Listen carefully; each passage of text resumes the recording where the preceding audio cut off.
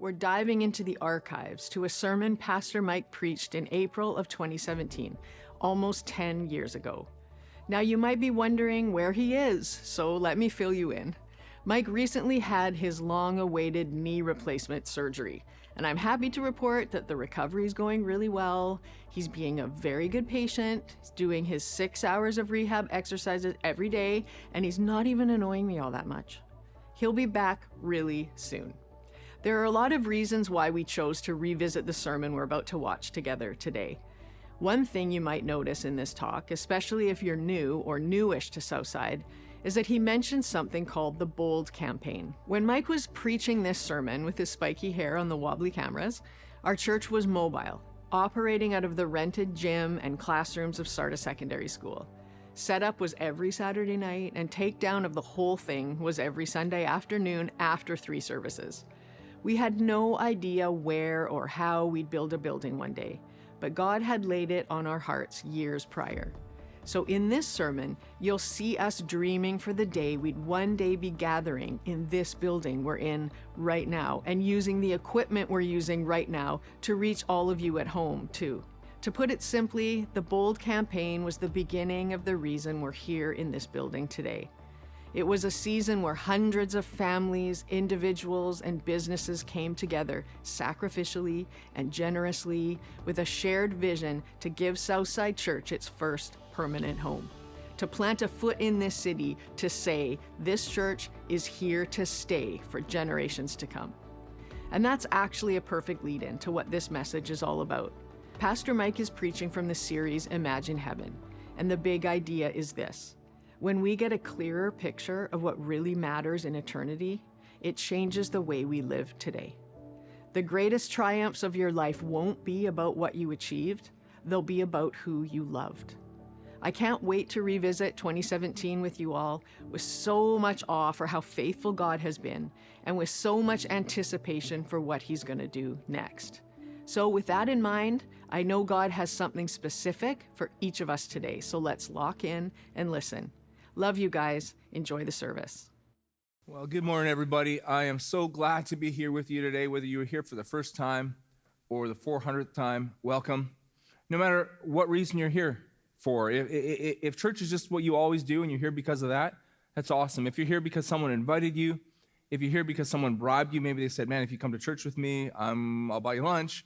Or maybe they tricked you. They said, hey, you want to go to the gym? And you said yes, and well, technically speaking, this is a gym, and so here you are. I hope today that you feel welcome, loved, and valuable because you are. Now, I don't know if I've ever told you this before, but when it comes to the series that we preach at this church, we plan them about a year out. Now, of course, we always say to God, you always have the ability to preempt our regular scheduled programming, but we plan our series about a year out. So I already know, looking ahead, that we have a series coming up in about a month's time, all about money. And it's cool because we're going to call it, I don't know if we're actually going to call it this, but we might call it a series about money that doesn't suck. Okay, because it's going to be completely different, and it's going to be about how we can be blessed in our finances, not necessarily all about, hey, everyone just needs to give to the church. It's going to be really good. And then in the summer, we have a series coming up called Fight Club.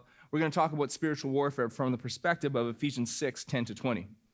You know, when the Apostle Paul says, finally be strong in the Lord and in His mighty power. Put on the full armor of God so that you can take your stand against the devil's schemes. And we want to walk that out and see how we can do that day by day.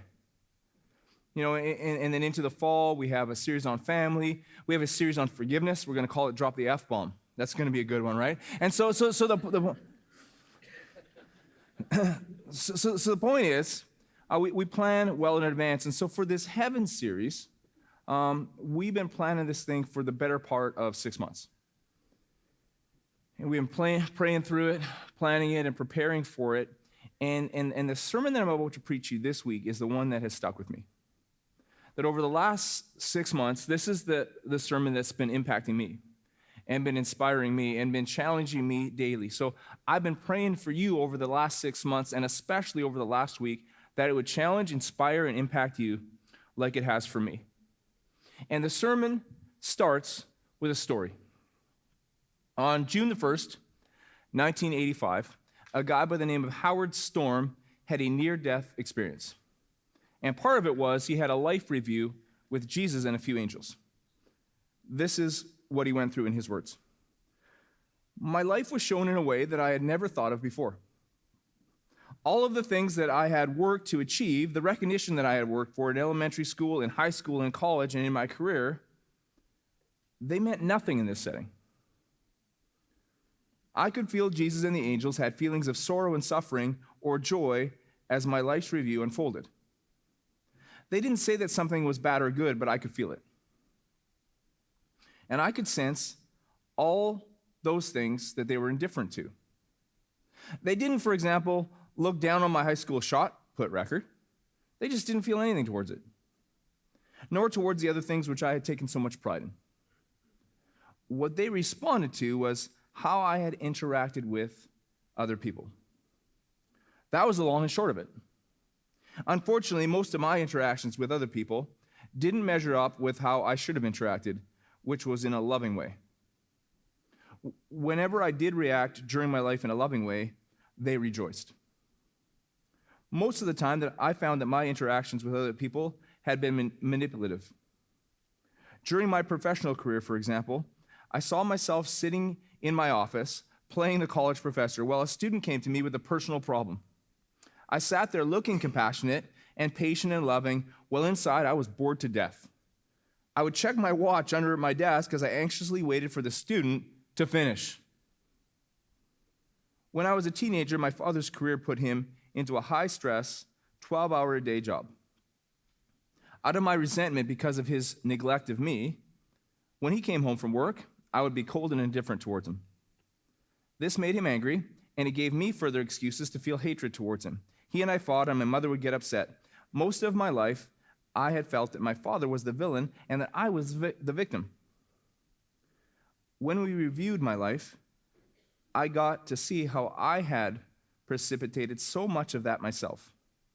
Instead of greeting him happily at the end of the day, I was continually putting thorns in him in order to justify my hurt.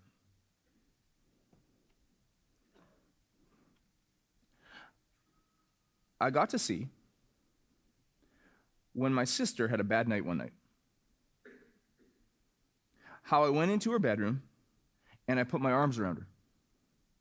Not saying anything, I just lay there with my arms around her. As it turned out, that experience was one of the biggest triumphs of my life. That's the line I can't shake. That's the line that I don't want to shake. As it turns out, that experience was one of the biggest triumphs of my life. See, in this series, we're using this book called Imagine Heaven, and stories like the one that I just read you out of the book to kickstart a conversation about heaven. Because I'm convinced that when we get a better idea of what happens to us when we die, it will change the way that we live. For example, in Matthew chapter 6, Jesus was hanging out with his disciples one day, and he taught them how to pray. He said, guys, look, when you pray, don't try to use all these big fancy words to make people think that you're really smart or a theologian. And Jesus said, and when you pray, you don't have to scream. Like, don't pray real loud so everyone's like, whoa, look, that guy's praying. Jesus said, God is your Father. So just talk to him. Just be real with him. And then Jesus gives them an example. He says, pray something like this. Our Father in heaven, hallowed be your name. Your kingdom come, your will be done on earth as it is in heaven. Let it be on earth as it is in heaven. Let it be on earth as it is in heaven. Let it be on earth as it is in heaven. Here's the thing. Relationships are a big deal in heaven. Loving people really, really matters in heaven to this degree. When it's all said and done for you, listen, when it's all said and done for you, The greatest triumphs in your life will not be about a what, they will be about a who. The greatest triumphs in your life will not be about a what, they will be about a who. The greatest triumphs of your life will not be about a medal or a trophy, or a raise or a promotion or a corner office or a house or a boat or a car or a pair of shoes. The greatest triumphs of your life will not be about a world record. The greatest triumphs in your life, in my life, will not be about a what, they will be about a who. And for that reason, some of the things that we look on from the perspective of this planet as so big aren't quite as big as we think they are. And some of the things that we look on from the perspective of this planet as being kind of small are way bigger than we think they are. I would go as far as to say this. If you want to do great things, the best place to start is here. Do small things with great love. You want to achieve truly great things in your life? Start here. Do small things with great love. Here's why. The greatest triumphs of your life will not be about a what, they will be about a who. As it is in heaven, let it be on earth. Relationships, loving people, really, really matters in heaven. And I know for some people it's kind of hard to imagine because I talked about this last week. Heaven, pop culture heaven is kind of ethereal. You know, less than real, foggy, misty, you know, not tangible, but intangible. It's why when Mark Twain wrote The Adventures of Huckleberry Finn, he had Huck say this one day. He was walking along and he said, I imagine heaven as the kind of place where a person walks around all day carrying a harp and sings songs forever and ever and ever. Now, I've never heard any of you play a harp. I have heard some of you sing. With all due respect, I'm not interested in spending eternity listening to you do either, to be honest. It's why later on Mark Twain said, I'll take heaven for the climate and hell for the society. I'll take heaven for the climate and hell for the society, i.e. for the relationships. But the truth is, heaven is more real than anything you've ever experienced. It's more tangible than anything you've ever experienced. And relationships are a really big deal in heaven. It starts with our relationship with Jesus. When we get to heaven, we're going to meet Jesus face to face. Again, not pop culture Jesus. Not, hey, let's go get a gluten-free, sugar-free caramel macchiato Jesus, but like the King of Kings and the Lord of Lords Jesus. The best friend you've ever had, the best person you've ever met, the person that when you were around them, you said to yourself, I can't believe I get to be around this person. That's a glimpse of the beginning of a taste of what it's going to be like to be with Jesus. And here's the thing. The Bible says that when we call out to Jesus, we are adopted into God's family. So when we arrive in heaven, we arrive face to face with Jesus, who is our big brother. He's cheering you on. He's with you, and he's for you. It's true today, and you'll see it face to face in heaven.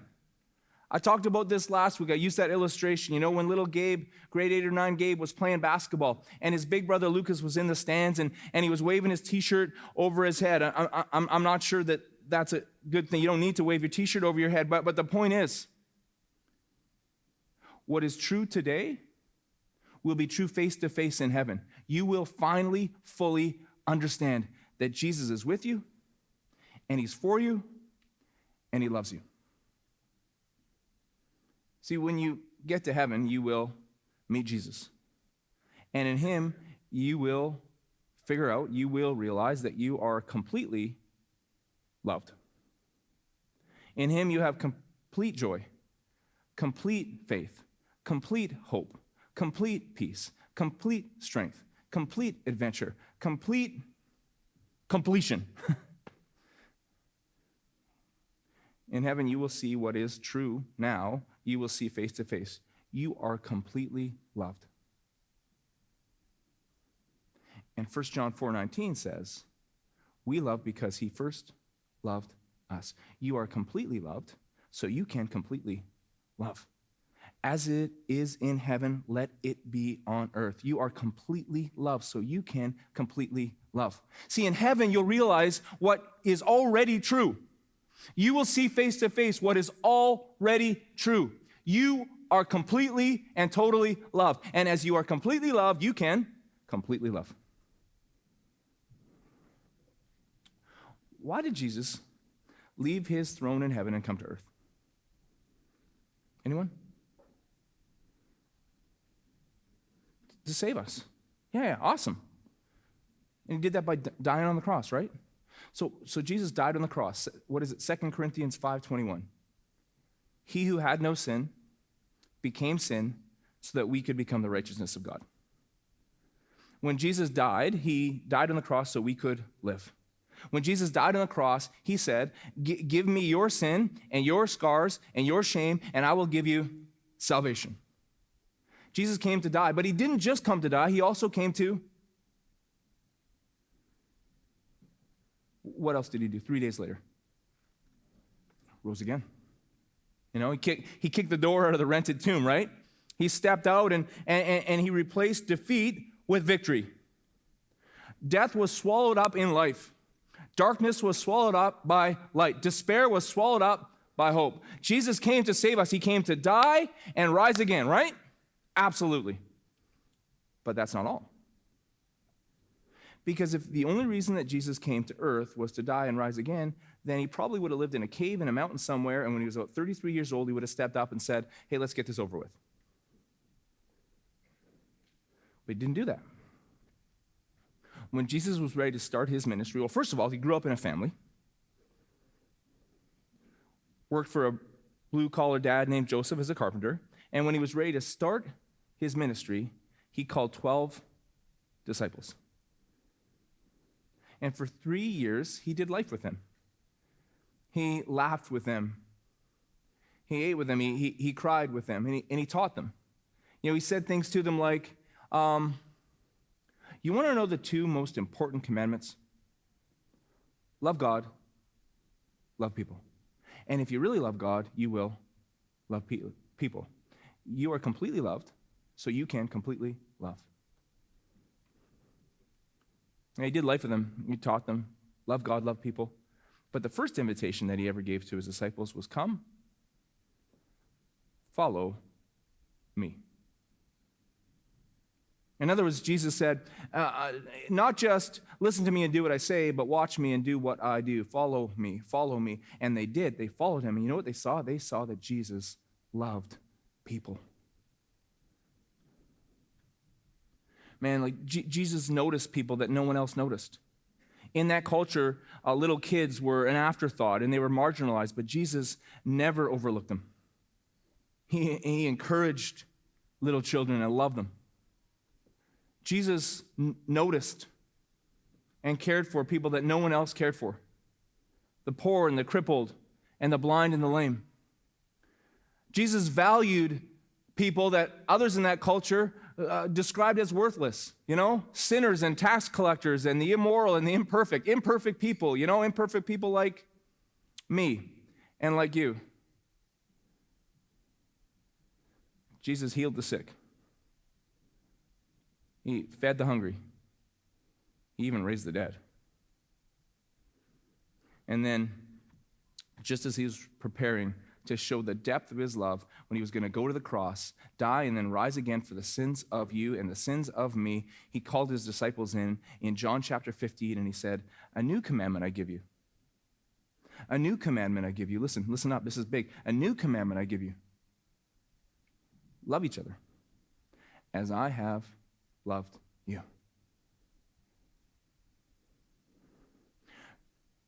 Relationships are a big deal in heaven. And the greatest triumphs in your life will not be about a what, they will be about a who. And some of the things that seem really, really big from the perspective of this planet aren't nearly as big as we think they are. And some of the small things are way bigger than we think they are. And if we want to do great things, here's a great place to start. Do small things with great love. The biggest triumphs of your life will not be about a what.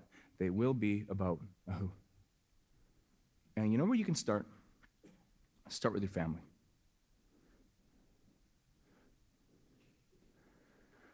Family's a big deal in heaven. I know people talk sometimes about how, well, doesn't it say in the Bible that there won't be marriage? It says in the Bible there won't be any new marriages, but it doesn't say anywhere in the Bible that the people that we're closest to on earth, we won't be closest to in heaven, which is a really, really big relief for me. Because if I wasn't with Corinne in heaven, I would have no idea what to wear. Okay, so that's a big deal. It's true. Family's a big deal in heaven. You get a welcoming party when you get to heaven. You get a welcoming party. Celebration. No one sneaks up on heaven.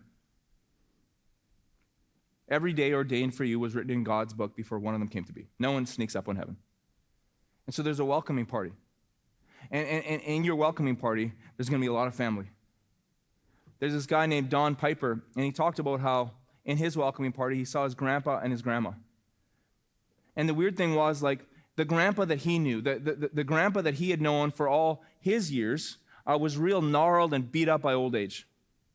He was missing a bunch of his fingers from a logging accident, but when he saw him in heaven, his grandpa was completely healed and completely full of energy. He described him as ageless and recognizable. That's pretty cool. Ageless and recognizable.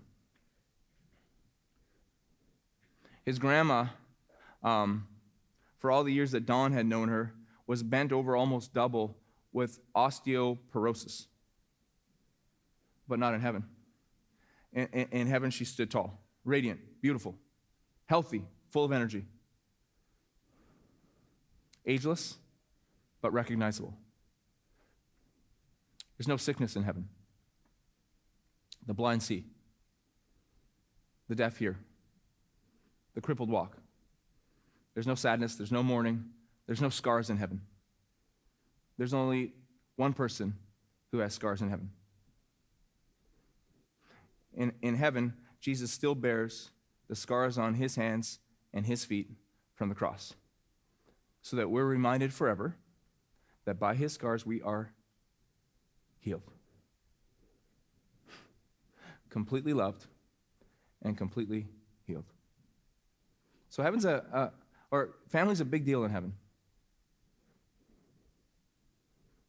There are parents in heaven who meet their stillborn kids.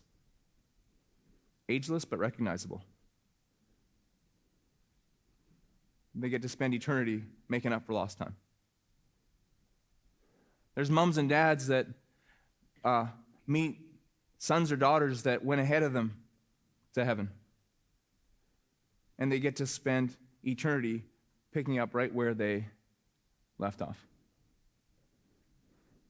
It's amazing. People talk about in heaven that there's people who meet brothers and sisters that they never even knew that they had. And they talk about the profound joy that comes with being known and fully knowing someone that you've been missing your whole life, but you didn't really know that you were missing them.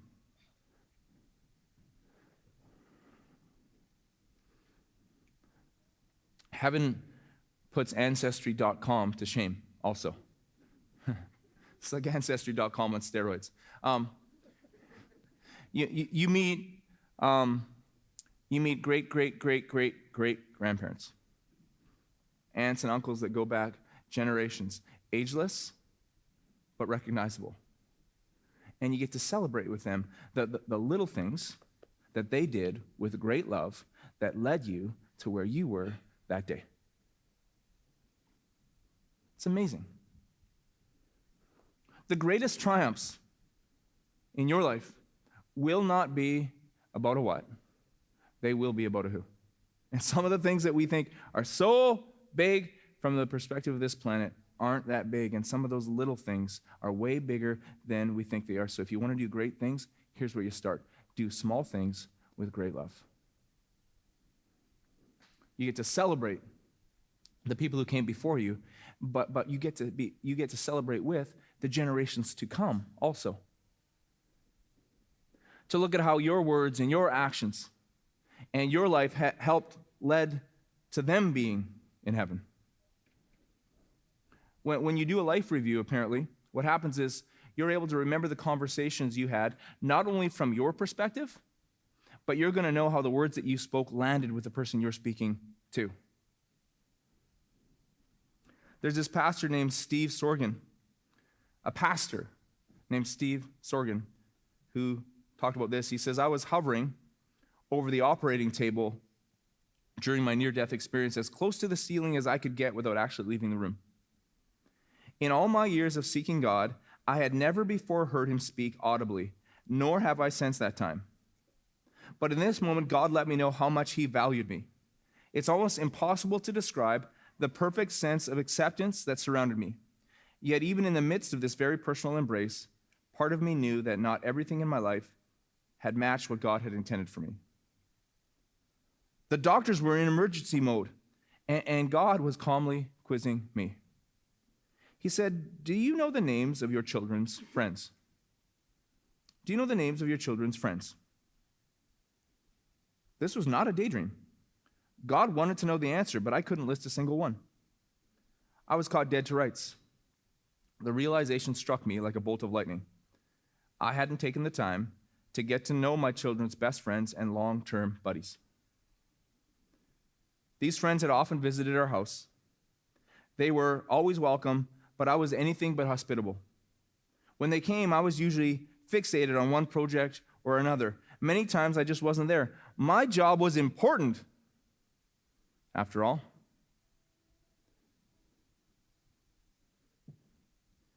Family's a big deal in heaven.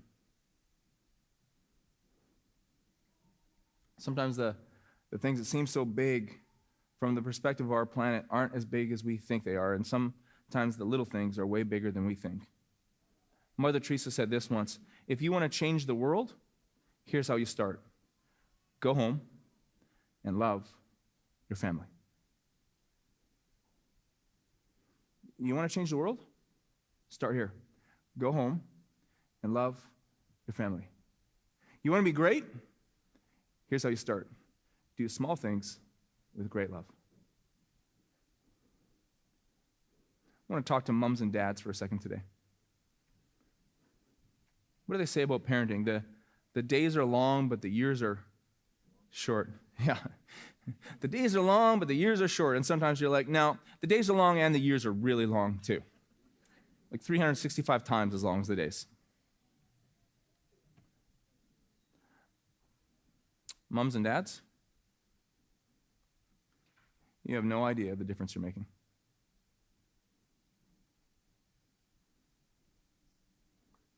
You're doing small things with great love. Small things with great love. Small things with great love. You have no idea the power and the impact of those small things that you're doing with great love. It's a way bigger deal than you think it is.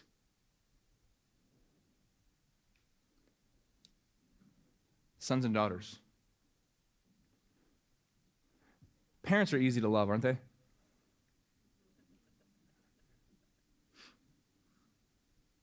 They never tell stupid jokes. At least my kids' parents never do. They're never knowing, you know. They always make perfect sense, fair. And yet you choose to love them. And you honor them. It's not easy, but you do. You have no idea the difference you're making. Small things with great love. Grandpas and grandmas.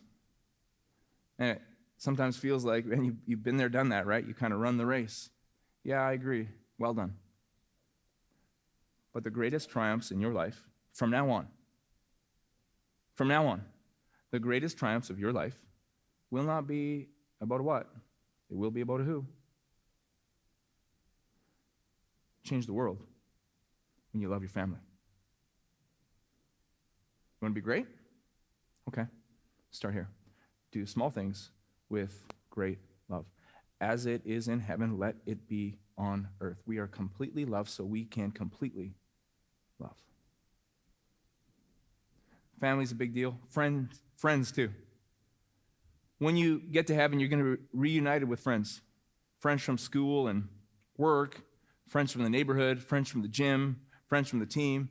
There's this one guy who talked about his welcoming party when he arrived in heaven, and there was lots of family there, but there was lots of friends too. And he looked around and he said, this is kind of weird to me because all these people are hanging out, celebrating with each other, but they don't really know each other.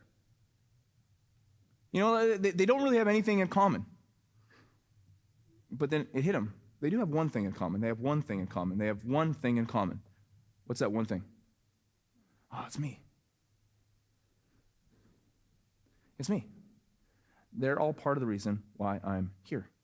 And so they celebrated together, knowing that they all played a role. He said it was amazing. He saw a family that had given him a ride to church every Sunday when he was a teenager. See, his family didn't go, so he would have had no way to get there unless he got a ride, and they gave him a ride every Sunday, and they were there. They were celebrating. There was an usher from that church. He was the kind of kid that no one really expected to show up at church, and he kind of felt like not really welcome, not really like he fit in that much. But when he got there, there was this one usher that every Sunday went out of his way to let him know that he was loved and he was welcome, and they were so freaking pumped that he was there. He was there celebrating, There was people who had extended generosity to him and love to him that had given him just a glimpse of what the love of Jesus looks like. And they were there and they were celebrating, all the people that had played a part in planting and supporting and giving to and praying for this church, the church that he went to, the kind of church where that would reach out to people like him. They were there and they were celebrating. It got me thinking, It got me thinking, whose welcoming party am I going to be in? Whose welcoming party will I be in? Whose welcoming party will you be in? See, the greatest triumphs of your life will not be about a what. They will be about a who. You will have no doubt of that in heaven. So Jesus came, and he died, and he rose again because of his great love. And he said, a new commandment I give you, a new commandment I give you, a new commandment I give you. Don't miss this, a new commandment. Here it is. Listen, are you ready? Love each other. Love each other as I have loved you. And so we're obedient to his command. And when we get obedient, God gets outstanding. Do you know that? When we are obedient, God is outstanding. When we are obedient, God is outstanding. Here's what I mean. Sometimes you wonder, sometimes I wonder, does that little invitation that I extend to that person, does it really matter? It matters more than you can possibly imagine. Man, I just show up once in a while on a Sunday morning at 6 a.m. and set up chairs. Does that really matter? Oh, it matters. Over the last 2 weeks at this church, we've seen 62 people commit their lives to Jesus. And we don't have church if you don't come and set up. It matters more than you could ever imagine. You think to yourself, well, does it really matter? That I've been doing this thing where when someone new moves into my neighborhood, I go over with a little bit of baking and I say, hey, welcome here. Oh, it matters more than you can imagine. Does it really matter, that I've done this thing lately where instead of pulling my car into the garage and closing the door so I don't have to talk to anybody, that I actually get out of my car and say hi? Or, I've been doing this thing at the gym lately. I've been doing this thing at work lately. I know it sounds kind of weird, but I ask people, how are you doing? And I actually kind of want to know. Oh, it matters more than you could possibly imagine.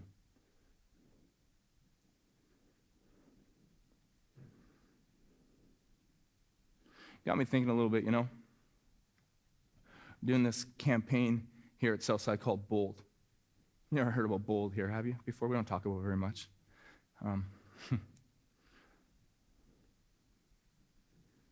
Doing this campaign called Bold, raising money to for the first time in the history of this church, have a full-time church home. Kind of put our foot down in the city, kind of lay a foundation, a home in the city. And why would we do that? Well, to understand why we would do that, you got to know one thing: the church is not a what? The church is a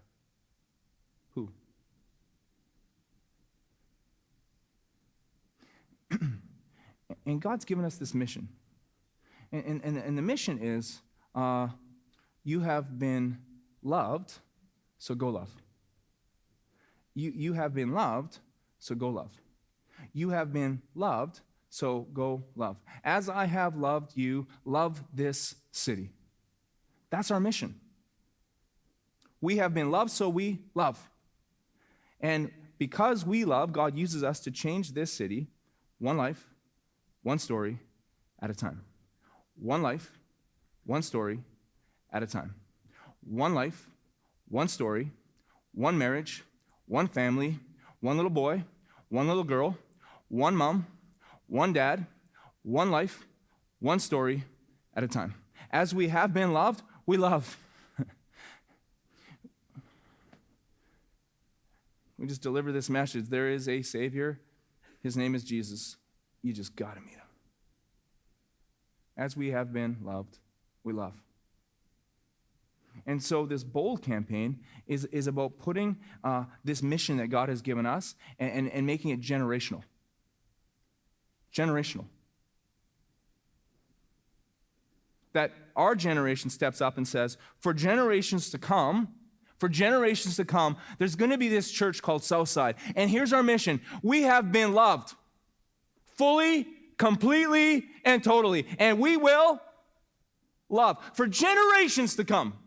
For generations to come. Because one group of ordinary world changers in 2017 says, you know what? The greatest triumph in eternity is not about a what, it is about a who. And it really matters. You know, so I've been thinking to myself, what's it going to be like in heaven, man? We're going to be in this welcoming party. And because we were generous and because we were sacrificial and because we had faith, there's going to be somebody who comes 5, 6, 7 generations from now. And we're going to look at them and we're going to say, man, we've been expecting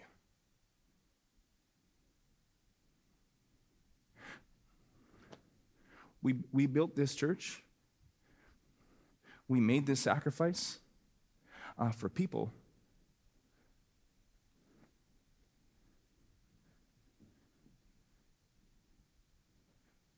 Just like you. The rebels and the write-offs, the overlooked and the undervalued. Why? Oh, we've been loved. So we've loved completely and totally. And God takes that and he uses it to change this world, one life, one story at a time. One life, one story, one generation at a time. So I'm going to suggest something to you.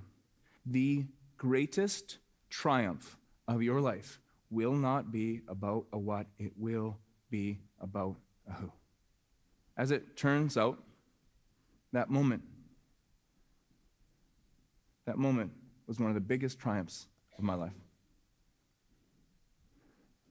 The things that we think are so big from the perspective of this planet probably aren't quite as big as we think they are, and some of those little things with great love are way bigger than we could ever imagine. Some of that story that kind of reminded me of that was a few months ago.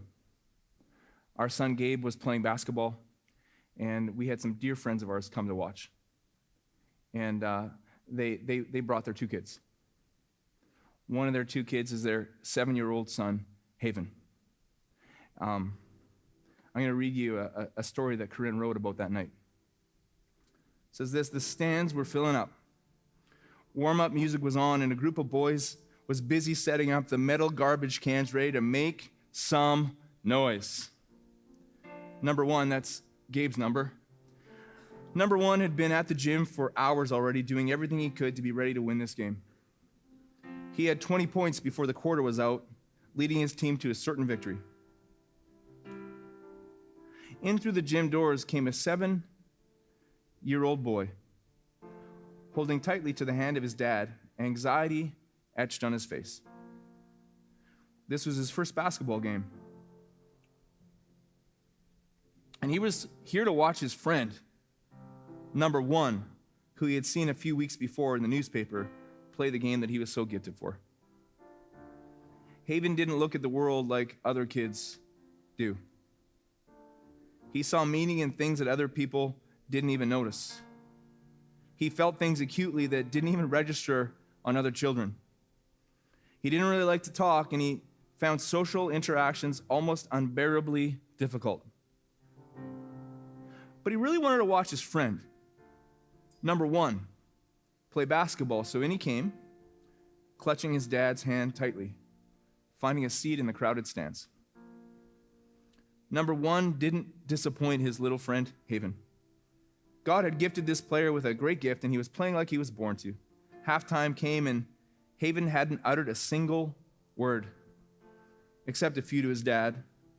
So engrossed he was in watching his friend play basketball. And then the moment came when number one left the bench and made his way across the gym floor and up onto the bleachers where Haven sat.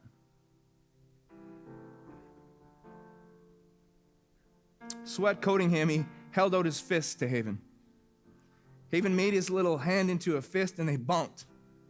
Number one headed back down the bleachers over to the bench as Haven's face turned a deep scarlet, the smallest smile on his lips. I felt heaven hold its breath for a moment. In the midst of the banging of the garbage cans and the cheers and the sweat and the intensity was an anxious 7-year-old boy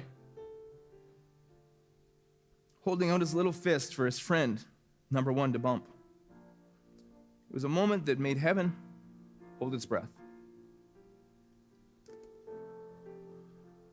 I think it was Philo of Alexandria who said this: be kind. Be kind. Everyone you meet is fighting a great battle. Be kind. Be kind. Be kind. Be kind. Everyone you meet is fighting a great battle. In the midst of our striving and our sweating and our intensity to produce and succeed, I want us to look for the little fist being held out for us to bump. Those are the moments we were created for. Those are the moments that make heaven hold its breath. I want you to stand up so I can pray for you.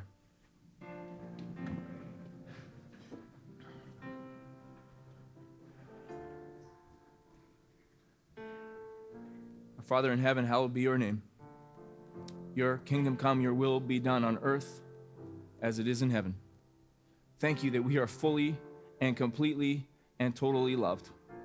Thank you that you spared no expense, that you send your Son to die for us, to rise again for us. As we have been loved, may we love. As we have been loved, may we love. Give us eyes to see, God. Give us eyes to see those moments, the fist balled up, ready to be bumped.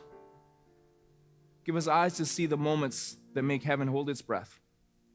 Give us ears to hear, to remember that the greatest triumphs of our life will not be about a what, but they will be about a who. Give us hands to work on the behalf of others, and give us hearts of generosity.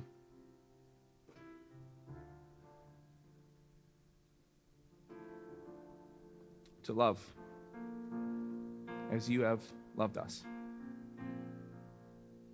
And God, as we do it,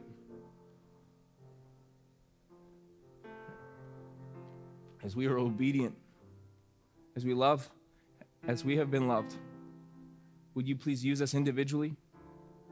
Would you please use us as this group of ordinary world changers called Southside to change this world, one life, one story at a time.